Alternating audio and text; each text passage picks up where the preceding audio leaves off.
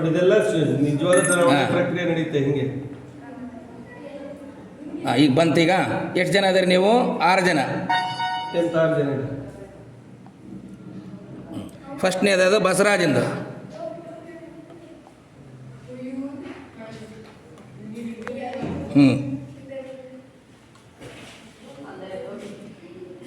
Basavarajan set ಆಯ್ತು. ಈಗ ಎರಡನೇವ್ರು ಯಾರು? ಚೇತನ್.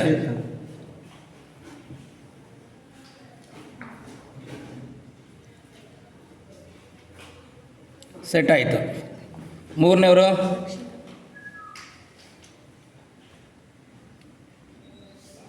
ನಾಲ್ಕು ಶಶಿಕಲಾ.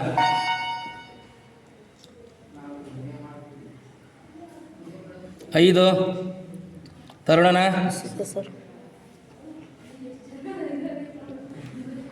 6